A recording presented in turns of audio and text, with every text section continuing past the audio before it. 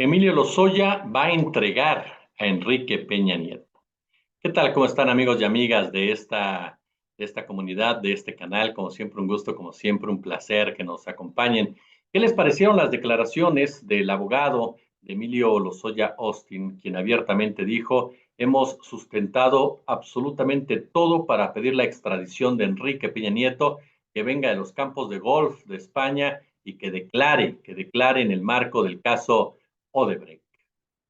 Enrique Peña Nieto, sin duda alguna, es uno de los personajes más sui generis de la política mexicana, que evidenció hasta dónde el poder económico, el poder mediático, en pocas palabras, la élite criminal, puede llegar con tal de controlar un país, con tal de saquear a un país.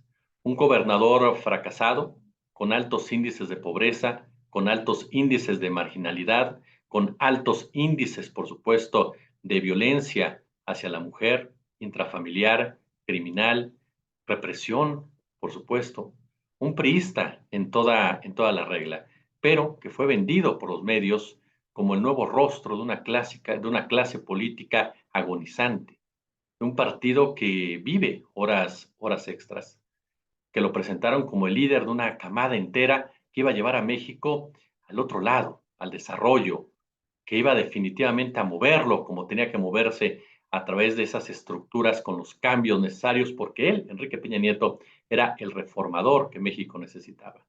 Es cierto, llegó al poder mediante una brutal compra del voto, en donde el PRI echó a andar esa perversa maquinaria de crear pobreza y después explotarla electoralmente, y que lo estamos viendo nuevamente en la entidad mexiquense, de donde salió Enrique Peña Nieto, y que con él el Grupo Atlacomulco, el poderoso Grupo Atlacomulco, que se está jugando su sobrevivencia en los próximos días, en las próximas semanas, alcanzó la silla del águila, algo que se le había negado precisamente con Arturo Montiel, con Alfredo del Mazo, incluso con el propio Carlos Hank. Enrique Peña Nieto se rodeó de personajes similares a él: jóvenes empresarios metidos a políticos, pragmáticos, sin ningún tipo de lealtad, que ven el servicio público como una forma de hacer negocio. Y Emilio Lozoya responde perfectamente a ese perfil. A él encargaron las relaciones internacionales mientras estaban en campaña. Recuerdo perfectamente ese spot, lo hacen ustedes, en donde viene caminando Enrique Peña Nieto y comienza a hablarle a Luis, a Emilio, a varios para que se junten y se muestren como esa nueva generación. Ahí estaba Emilio Lozoya, cerca del presidente de la República. Fue su mano derecha en Petróleos Mexicanos. Pero Emilio Lozoya no se mandaba solo. Emilio Lozoya llegó a acuerdos con Odebrecht cuando estaban en campaña, porque recuerden que Odebrecht abarca también a Felipe Calderón, pero vamos a centrarnos en Peña. Fue ahí cuando llegaron a acuerdos, en plena campaña, para entregarles contratos en caso de que ganaran, porque ya sabían que iban a ganar. Estaba pactada la entrega precisamente con Felipe Calderón. ¿Qué fue lo que pasó entonces? ¿En qué momento Emilio Lozoya se baja del barco o lo bajan? ¿En qué momento Emilio Lozoya se convierte en una piedra en el zapato? Cuando se enfrenta a Luis Videgaray, el vicepresidente de este país durante aquel sexenio, el hombre que tenía que palomear absolutamente todo lo que hiciera Emilio Lozoya, que sabía perfectamente el tipo de administración que estaba llevando a cabo en Pemex y los acuerdos que había hecho antes. Y por supuesto que Enrique Peña Nieto era la cabeza de este gobierno, que fue corrupto, una verdadera cleptocracia, mezclada con una necropolítica, porque hizo de las masacres algo cotidiano. Y no hablo de los enfrentamientos entre los grupos paramilitares, no, hablo del propio ejército, llevando a cabo acciones en contra de civiles.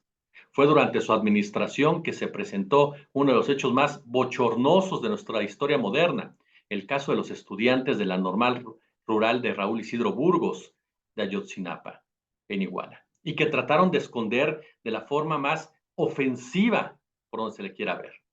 La manipulación mediática que manejó Enrique Peña Nieto fue una muestra más del pacto que tenía con muchos de los principales empresarios de ese ramo, pero no pudieron esconderlo. Al final, Enrique Peña Nieto se convirtió en un reformador que no reformó, en un presidente corrupto. Es cierto que aceptó el resultado del 2018, pero lo hizo no porque quisiera como tal, Lo hizo porque Morena había aceptado retirarse de la contienda del Estado de México sin hacer gran escándalo después del enorme fraude que cometió el PRI para que perdiera Delfina Gómez. Lo hizo porque estaba peleado con Carlos Salinas de Gortari, quien había respaldado a Ricardo Anaya, y quien Ricardo Anaya decía que lo iba a meter a la cárcel. Así de sencillo. Lo hizo porque Enrique Peña Nieto tenía que salvarse a sí mismo. Hoy, Emilio Lozoya actúa exactamente igual que él. Busca salvarse a sí mismo y está dispuesto a entregar a quien era su jefe y a quien conocía absolutamente todo lo relacionado con Odebrecht, con este caso de corrupción tan grande que ha provocado caídas de gobiernos y que expresidentes se suiciden, y que en México podría costarle también la libertad a uno de los personajes, insisto, más, sí, caricaturescos, pero perversamente banales. Veremos hasta dónde llega la Fiscalía General de la República y veremos si es el broche de oro de la cuarta transformación en todos los sentidos, más allá de que el presidente López Obrador siempre ha mostrado un respeto por Peña Nieto porque no se involucró precisamente en la contienda del 2018, a pesar de que empresarios como Claudio X González se lo exigían. Como siempre, un gusto, como siempre, un placer.